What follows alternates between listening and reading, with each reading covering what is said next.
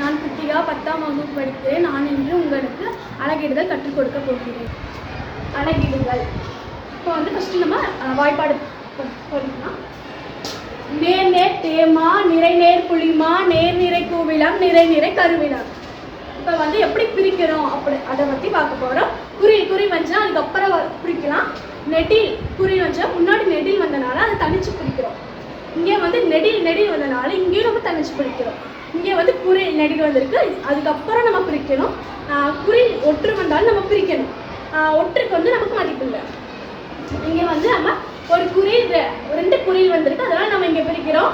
இங்கே ஒரு குறி ஒரு நெடில் வந்திருக்கு, இங்கே நம்ம பிரிக்கிறோம். இது நிறை நிறை வந்திருக்கு, நிறை நிறை கருவினம்.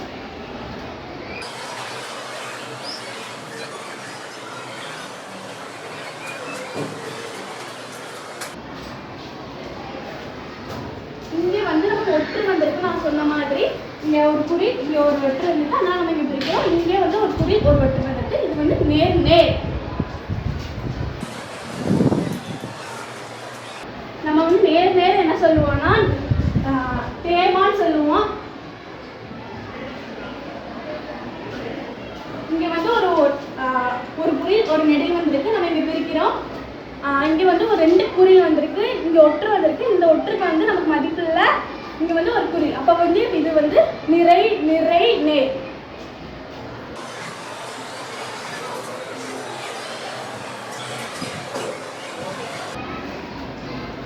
நிறை நிறை நேர் வந்துச்சுன்னா கருவிலங்காய்.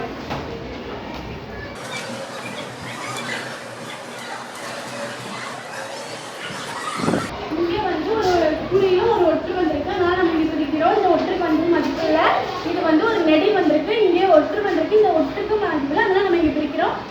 இங்கே நேர் நேர்.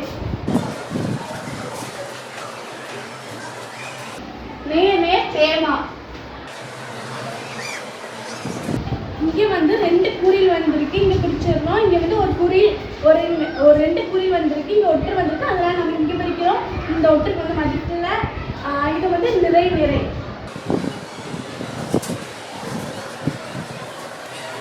நிறை நிறை கருவிலம்.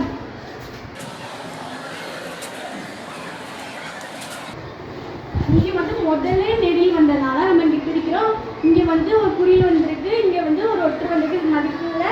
இது நேர் நேர் தேமா. நேர் நேர் தேமா.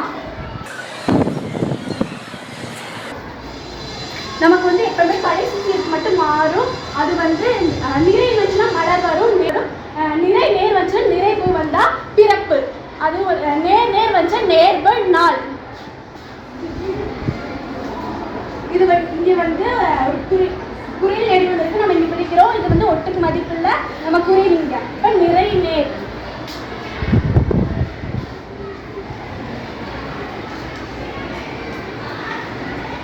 நிறை நேர் வந்ததுனால நம்ம கொஞ்சம் நிறை குறி எழுதுறோம். நிறைவு வந்துச்சுன்னா பிறப்பு.